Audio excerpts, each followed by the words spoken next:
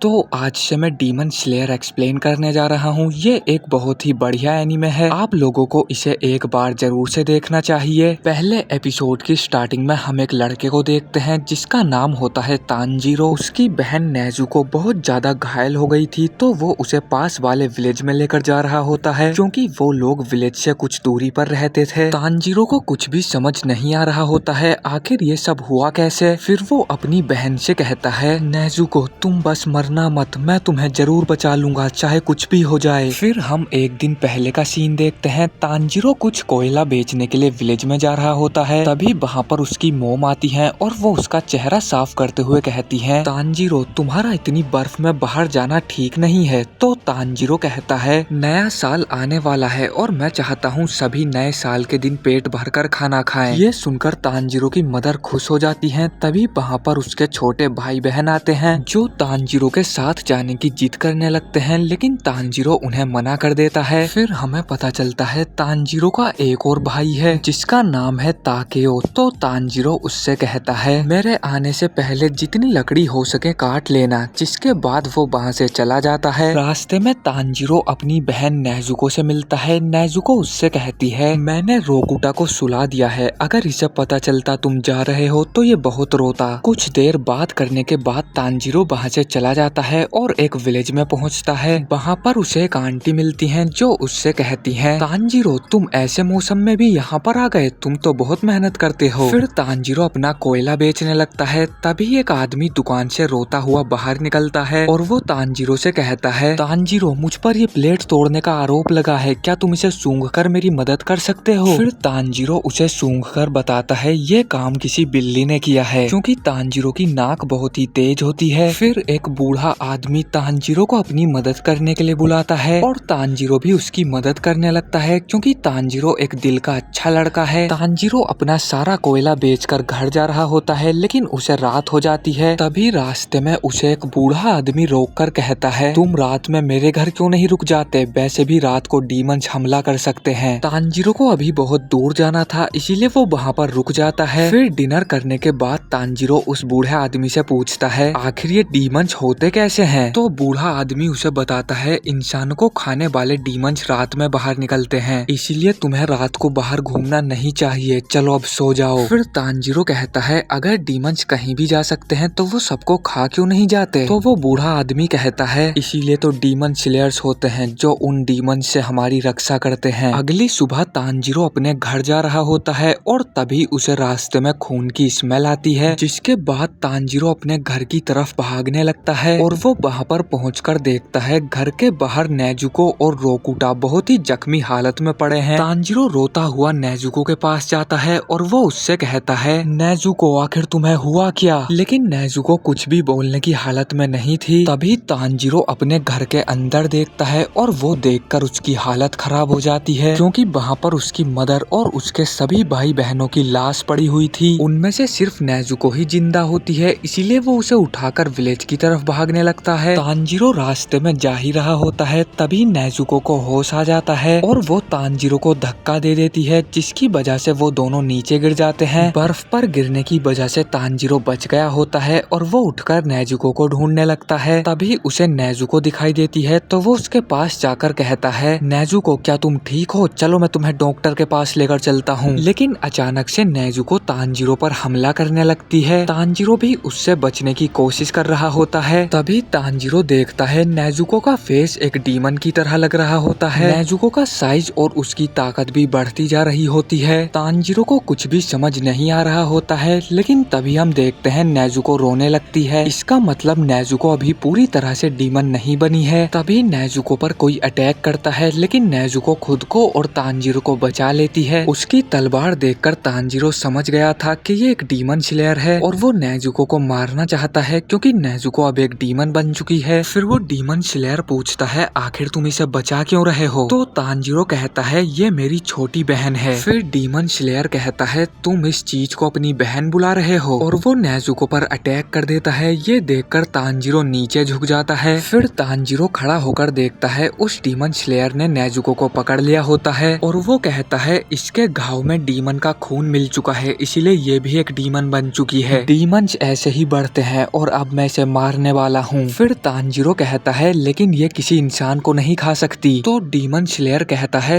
तुम मजाक तो नहीं कर रहे, ये अभी तुम्हें ही खाने वाली थी। फिर तानजीरो कहता है तुम गलत हो, मैं अपनी बहन को बचाऊंगा और मैं उसे पहले जैसा कर दूंगा। तो डीमन स्लेयर कहता है अगर एक बार कोई डीमन बन जाए तो वो दोबारा से इंसान नहीं बन सकता है। फिर वो नेजुको को मारने वाला होता है। ये देखकर तानजीरो उस पर पत्थरों से हमला करता है लेकिन वो तानजीरो के अटैक से बच जाता है। फिर तानजीरो उस पर पास जाकर अटैक करने की कोशिश करता है लेकिन डीमन स्लेयर तानजीरो को मारकर बेहोश कर देता है। फिर डीमन स्लेयर देखता है तानजीरो के हाथ में उसकी कुल्हाड़ी नहीं होती है और तभी ऊपर से तानजीरो की कुल्हाड़ी डीमन स्लेयर की तरफ आती है लेकिन वो उससे भी बच जाता है। ये देखकर नेजुको डीमन स्लेयर को एक लात मारती है और तानजीरो को बचाने की कोशिश करने लगती है। फिर नेजुको डीमन स्लेयर पर अटैक करने लगती है और वो ये सब देखकर हैरान हो जाता है क्योंकि उसने सुना था डीमंस भूख लगने पर अपने घर वालों को भी खा जाते हैं, लेकिन यहाँ तो कुछ अलग ही हो रहा है और उसे लगता है ये दोनों भाई बहन दूसरों से अलग हैं। जिसके बाद वो डीमन स्लेयर नेजुको को भी बेहोश कर देता है। कुछ देर बाद तानजीरो को होश आता है और वो देखता है नेजुको जिंदा होती है। फिर वो डीमन स्लेयर कहता है एक आदमी है साकुंजी उरोकोडाकी, तुम जाकर उससे मिलो। वो माउंट सगीरी के बीच रहते हैं, उनसे कहना गियो ने तुम्हें भेजा है और हाँ ध्यान रखना तुम अपनी बहन को सूरज की रोशनी में ना लेकर जाओ। जिसके बाद तानजीरो अपनी फैमिली को दफनाकर माउंट सगीरी की ओर निकल जाता है और ये एपिसोड यहीं पर खत्म हो जाता है। तो आपको ये एपिसोड कैसा लगा कमेंट करके हमें जरूर बताना। वीडियो पसंद आई हो तो लाइक कर देना। मैं मिलता हूँ आपसे बहुत जल्द किसी नेक्स्ट एपिसोड में।